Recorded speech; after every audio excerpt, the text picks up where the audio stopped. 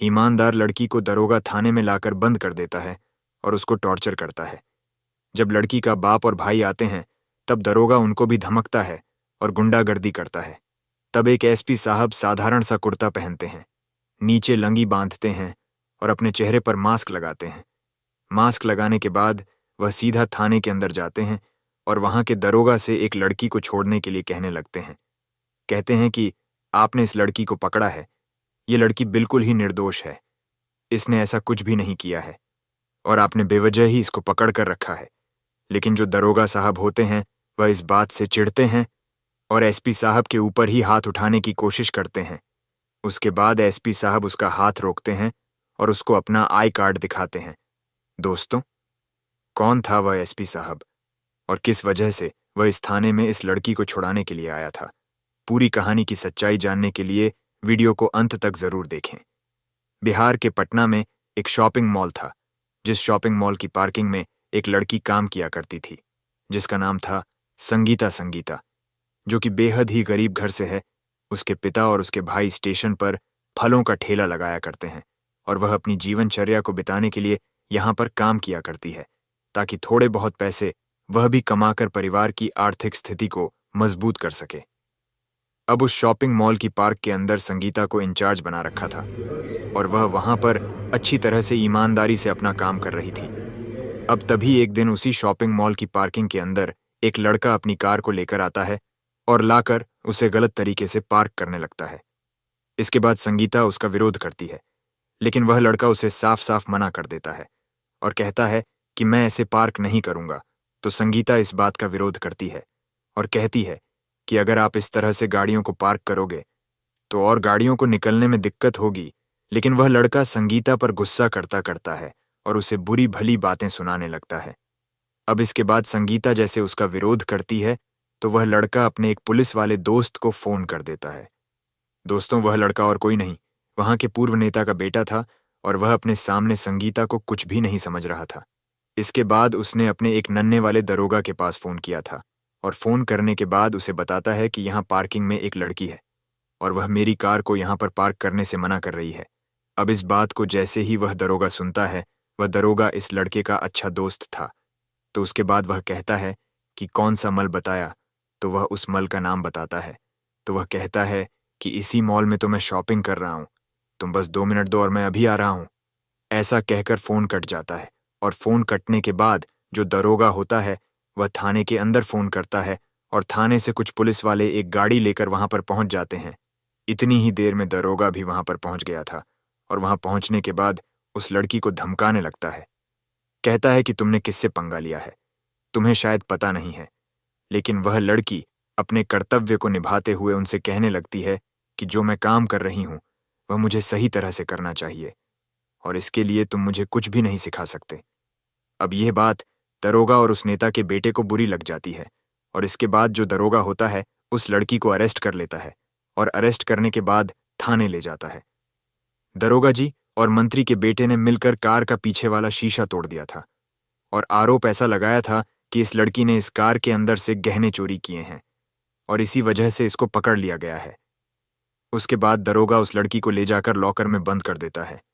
अब यह बात जैसे ही संगीता के पिता सुरेश और उसके भाई रोशन को पता चलती है तो वह भागे दौड़े सीधा थाने पर आते हैं और वहां जाकर अपनी बहन से बात करने लगते हैं। वह उससे पूछते हैं कि बहन, ये क्या हो गया और किस तरह से हुआ है। तो उसके बाद पुलिस वाले उसे बताते हैं कि तुम्हारी बहन ने एक मंत्री के बेटे की कार से गहने की चोरी करने की कोशिश की है और इसी वजह से हम लोगों को इसे पकड़ना पड़ा। अब इसके बाद वह लोग कहने लगते हैं कि साहब, हमारी बहन चोर नहीं है, वह तो अपने ने काम को बड़ी ईमानदारी और निष्ठा से किया करती है, आप लोगों से जरूर कोई गलती हो गई है। अब इसके बाद जो दरोगा साहब होते हैं वह उसको धमकाने लगते हैं और धमकाते हुए थाने से बाहर भगा देते हैं। संगीता ने अपने भाई से कह दिया था कि अगर आज आप लोग मुझे यहां से नहीं निकाल पाए तो उसके बाद मुझे ढूंढने की कोशिश मत करना। अब इसके बाद संगीता का भाई और उसका तो उसके बाद मुझे ढूंढने की कोशिश मत करना। अब इसके बाद संगीता का भाई और उसका पिता एक वकील के पास जाते हैं अपनी बेटी की जमानत करवाने के लिए। लेकिन दोस्तों, जैसे ही वकील केस को सुनता है और उसे पता चलता है कि यह नेता का बेटा है, तो उसके बाद वह भी केस लेने से मना कर देता है और कहता है कि मैं तुम्हारी वजह से इससे पंगा नहीं लूंगा। ऐसा कहकर उसने मना कर दिया था। तो जो संगीता के पिता और भाई हैं वह काफी ज्यादा परेशान हो जाते हैं और इसी परेशानी के चलते हुए जगह जगह पर बात करते हैं, लेकिन कहीं से भी उनको कोई भी सहायता नहीं मिलती है। इसके बाद जो संगीता का भाई होता है रोशन, उसने कुछ दिनों पहले सोशल मीडिया पर एक वीडियो देखा था, जिस वीडियो के अंदर जो पटना के सिटी एसपी थे उन्होंने अपना नंबर दे रखा था और जनता से कहा था कि अगर आप लोगों को कभी भी जरूरत हो तो आप एनी टाइम मुझे कॉल कर सकते हो। अब जैसे ही रोशन के दिमाग में यह बात आती है तो उसके बाद जो रोशन होता है वह उस नंबर को ढूंढने लगता है। वह सोशल मीडिया की साइट पर जाकर वह हिस्ट्री को चेक करता है और लगभग 1 घंटे की मेहनत के बाद उसे वह वीडियो मिल जाती है। अब जैसे ही उसे वीडियो मिलती है तो उस वीडियो में दिए गए नंबर पर फोन करने लगता है और अपने पिता को बताता है कि पिताजी यह एसपी साहब का नंबर है और इन्होंने वीडियो में साफ साफ कहा है कि आप लोगों को अगर कोई भी दिक्कत हो तो आप मुझे कभी भी कॉल कर सकते हो। इसके बाद उसका पिता कहता है कि बेटा, यह एसपी साहब क्या करेंगे, जब इतना बड़ा वकील ही हमारा साथ नहीं दे रहा तो यह भी मना ही कर देंगे। लेकिन जो रोशन होता है वह एएसपी साहब पर फोन करना उचित समझता है। उसके बाद वह एएसपी साहब के पास फोन मिला देता है और फोन मिलाने के बाद जैसे ही फोन उठ मिया जाता है तो वह पूछता है कि क्या यह सिटी एसपी का नंबर है। तो उसके बाद दूसरी तरफ से जो व्यक्ति होता है वह कहता है कि हाँ, आपने सही नंबर मिलाया है, मैं सिटी एसपी ही बात कर रहा हूं। अब इस बात को सुनते ही जो रोशन होता है वह फोन पर ही फूट फूट कर रोने लगता है। इसके बाद जो एसपी सा होते हैं उसको धैर्य बनाते हैं और कहते हैं कि अरे भाई, अगर तुम इस तरह से रोओगे तो मैं समझ नहीं पाऊंगा कि तुम्हारा क्या मामला है और किस वजह से तुमने मेरे पास फोन किया है। उसके थोड़ी देर बाद रोशन शांत होता है और शांत होने के बाद अपनी बात सिटी एसपी को बताने लगता है। वह कहता है कि साहब, यहां के दरोगा ने हमारी बहन को पकड़ लिया है। वह मॉल की पार्किंग में काम किया करती थी और वहां पर यह व्यक्ति शराब पीकर आया और गलत तरीके से अपनी गाड़ी को पार्क कर रहा था और इसी बात को लेकर कहासुनी हो गई और उसने मेरी बहन को पुलिस से पकड़वा दिया। उसके बाद जो एसपी साहब हैं उस लड़के का नाम पूछते हैं जिसके साथ उसकी बहन की बहस हुई थी, तो वह बताता है कि वह मंत्री का बेटा है और दरोगा साहब उसके दोस्त हैं। अब इस बात को सुनने के बाद एसपी साहब उसे कहते हैं कि तुम बिल्कुल भी चिंता मत करो, तुम फिलहाल कहां पर हो। तो वह बताते हैं कि हम थाने के बाहर हैं। तो वह कहता है कि तुम ऐसा करो, थाने के बाहर ही बैठो, मैं थोड़ी देर में आ रहा हूं। इसके बाद जो संगीता का भाई रोशन होता है वह कहता है कि साहब जल्द से आ जाना, अगर आज हम अपनी बहन को बाहर नहीं निकल पाए तो बहुत कुछ गलत हो जाएगा। इसके बाद एएसपी साहब उनसे कहता है कि कोई बात नहीं, अभी रात के 8 बजे हैं और 7 से 8 बजे तक मैं तुम्हारे पास पहुंच जाऊंगा। इसके बाद जो एसपी साहब होते हैं उस थाने के इंचार्ज को फोन करते हैं और उसे अपने पास मिलने के लिए बुलाते हैं। उस थाने का जो इंचार्ज होता है वह थोड़ी देर में एसपी साहब के पास पहुंच जाता है और वहां जाकर जो एसपी साहब हैं उसे बताते हैं कि तुम्हारे थाने के अंदर एक लड़की को खामा ही पकड़ लिया गया है और उसके खिलाफ झूठा मामला बनाया गया है। अब जो इंचार्ज होता है वह कहता है कि ठीक है साहब, अगर ऐसी बात है तो मैं आपके साथ हूं और हम दोनों एक साथ चलते हैं और चलने के बाद देखते हैं कि क्या मामला है। उसके बाद एसपी साहब इंचार्ज से कहते हैं कि ऐसे नहीं होगा, मैं साधारण से कपड़ों में एक आम नागरिक बनक जाऊंगा और देखूंगा कि क्या मामला है, किस तरह से वह आम आदमी के साथ बिहेव किया करता है। वहां का दरोगा, अब जो थाने का इंचार्ज है, वह भी उसके साथ होता है और कुछ एसपी के साथ जो टीम थी वह भी उसके साथ होती है। एसपी साहब एक साधारण सा कुर्ता पहनते हैं, नीचे एक लुंगी बांधते हैं और अपनी टीम को लेकर उस थाने की तरफ चल देते हैं। अब थाने से लगभग 100 मीटर दूर एक चौराहा था, तो उस चौराहे पर जाकर एएसपी साहब अपनी टीम को वहीं पर रोक देते हैं और कहते हैं कि अगर मुझे जरूरत पड़ेगी तो मैं तुम लोगों के पास एक मिक्स कॉल मारूंगा और मिस कॉल मारते ही आप फौरन से थाने के अंदर आ जाना। ऐसा कहकर एसपी साहब साधारण से कपड़ों को पहनकर चेहरे पर मास्क लगाकर सीधा थाने की तरफ चल देता है। अब जैसे ही वह थाने के बाहर पहुंचे तो उसे उस लड़की के भैया और पिता भी मिल जाते हैं, और वहां पर जाने के बाद वह उस लड़की का नाम पूछता है और उससे पूछता है कि क्या क्या हुआ था, मुझे पूरी तरह से डिटेल में बताओ। इसके बाद संगीता के पिता और भाई बता देते हैं कि हमारी बेटी का नाम संगीता है और उसको खामा का ही पकड़ लिया गया है, उसने कोई चोरी नहीं की है और साहब वह चोरी भी नहीं कर सकती। इस बात को कहते हुए दोनों की आंखों में आंसू आ गए थे और वह एएसपी साहब के सामने फूट फूट कर रोने लगते हैं। अब एएसपी साहब उनका धैर्य बनाते हैं और कहते हैं कि तुम चिंता मत करो, मैं आ गया हूं, अब सब कुछ ठीक हो जाएगा। ऐसा कहकर वह उनसे वहीं पर बैठने के लिए बोलते हैं और सीधा थाने के अंदर चले जाते हैं। अब जैसे वह थाने के अंदर घुसते हैं तो एक हवालदार उनको रोकता है और कहता है कि अरे भाई कौन हो, कहाँ घुस से चले आ रहे हो, क्या काम है तुमको। तो उसके बाद वह बताता है कि लड़की को अभी अभी साहब ने अरेस्ट किया है, मैं उसका चाचा हूं और मैं दरोगा साहब से बात करने के लिए आया हूं। इसके बाद जो हवालदार होता है वह उसको अंदर जाने की आज्ञा दे देता है। तो जो एसपी साहब हैं वह दरोगा साहब के कभी में जाते हैं और वहां जाकर उनसे रिक्वेस्ट करने लगते हैं। कहते हैं कि साहब जिस लड़की को आपने पकड़ा है वह बिल्कुल निर्दोष है, उसने ऐसा कुछ भी नहीं किया है और वह ऐसा कर ही नहीं सकती। मैंने अच्छी तरह से इस बात की तहकीकात कर ली है। अब इस बात को जैसे दरोगा साहब सुनते हैं तो उससे पूछने लगते हैं कि तू कौन है भाई। तो उसके बाद वह बताता है कि जिस लड़की को आपने गिरफ्तार किया है मैं उसका चाचा हूं और इसी वजह से मैं उसको छुड़ाने के लिए यहां पर आया हूं। वह पूछते हैं कि तुम क्या काम करते हो, तो वह बताते हैं कि मैं सब्जियों का ठेला लगाया करता हूं, बस स्टैंड के पास, और उसी से अपनी जीवनचर्या को बिताया करता हूं। तो पुलिस वाला कहता है कि अब हमारे इतने बुरे दिन आ गए हैं कि एक सब्जी का ठेला लगाने वाला हमें बताएगा कि कौन बेगुनाह है और कौन निर्दोष है, फिर हमारा काम ही क्या रह गया। उसके बाद जो एसपी साहब से, जो फिलहाल साधारण व्यक्ति के भेष में थे, वह उनसे कहने लगते हैं कि साहब ऐसा कुछ नहीं है, अगर इस लड़की ने कुछ गुनाह भी किया है तो भी आपने इसके साथ अच्छा नहीं किया है। अगर किसी लड़की पर कोई मामला बनता है तो उसको रात के समय हवालात में नहीं रख सकते। रात के समय आप केवल उससे पूछताछ कर सकते हो, उसकी तलाशी ले सकते हो, लेकिन इस तरह से हवालात के अंदर कैद नहीं कर सकते। अब इस बात को सुनने के बाद ऐसा सबको थोड़ा सा गुस्सा आता है और वह एसपी साहब से कहने लगता है कि तुझे तो काफी ज्यादा कानून आता है, लगता है तुम्हें अच्छी तरह से कानून सिखाना पड़ेगा।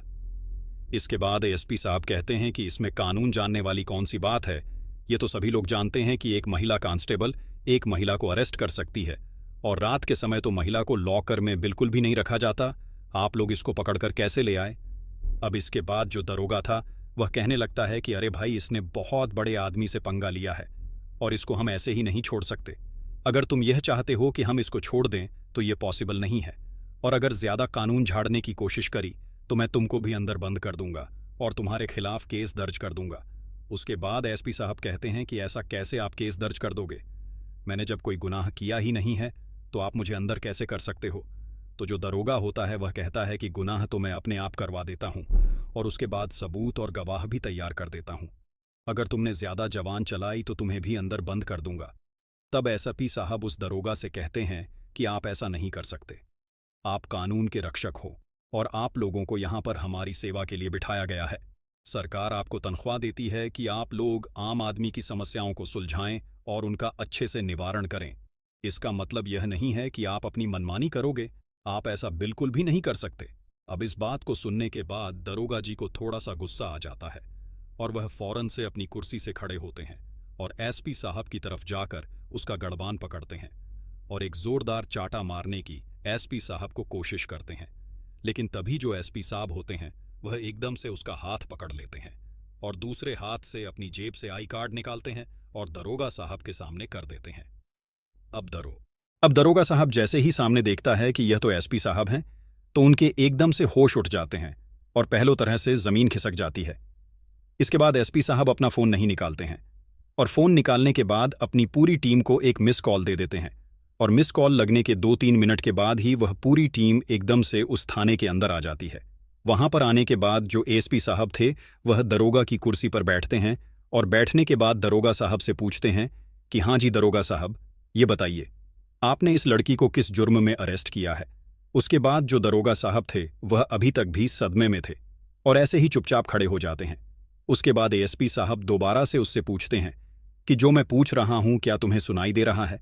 तो उसके बाद दरोगा साहब अपने होश में आते हैं और कहने लगते हैं कि हाँ साहब, बताइए क्या कह रहे थे आप। तो उसके बाद एसपी साहब पूछते हैं कि तुमने किस जुर्म में इसे अरेस्ट किया है? उसके बाद दरोगा साहब बताते हैं कि इस लड़की ने एक लड़के की कार से गहने चोरी किए हैं और इसी जुर्म में मैंने इसे अरेस्ट किया है। तो उसके बाद वह कहता है कि तुम ये बताओ तुम्हें ड्यूटी करते हुए कितना टाइम हो गया है? तो दरोगा साहब डरते हुए कहते हैं कि 12 साल हो गए हैं साहब। तो उसके बाद एसपी साहब कहते हैं कि ये बताओ तुम्हें 12 साल ड्यूटी करते हुए हो गए हैं और तुम्हें यह भी नहीं पता कि एक महिला को अरेस्ट करने के लिए महिला कांस्टेबल चाहिए होती है, और रात के समय तो महिला को अरेस्ट करके लॉकर में रखना बिल्कुल भी सही नहीं है, कानून के खिलाफ है। तुमने यह सब कुछ भी कर रखा है। उसके बाद जो एसपी साहब होते हैं वह कंप्लेंट रजिस्टर मंगाते हैं। जो उस थाने का मुंशी होता है वह कंप्लेंट रजिस्टर लाता है और एसपी साहब के सामने खोलकर रख देता है। अभी एसपी साहब उस कंप्लेंट रजिस्टर के अंदर कंप्लेंट ढूंढने लगते हैं और कंप्लेंट ढूंढने के बाद उन्हें उस लड़की की कोई भी कंप्लेंट वहां पर नहीं मिलती। तो वह दरोगा साहब से पूछते हैं कि यहां पर तो कोई भी लिखित में कंप्लेंट नहीं है, आपने किस बेस पर इसको अरेस्ट किया है? उसके बाद दरोगा साहब कहते हैं कि वह पूर्व मंत्री का बेटा था और उसकी गाड़ी से इसने गहने चोरी किए थे और उसने हमें फोन करके सूचना दी थी। सूचना मिलने के बाद हम लोग इसे अरेस्ट करके यहां पर ले आए। अब इसके बाद एसपी साहब उसे कानून याद दिलाते हैं और कहते हैं कि क्या तुम्हें पता नहीं है कि कोई भी मौखिक कंप्लेंट पर हम कुछ भी नहीं कर सकते, हमें लिखित में कंप्लेंट चाहिए, और इस लड़की की अभी तक तुमने लिखित कंप्लेंट नहीं की है।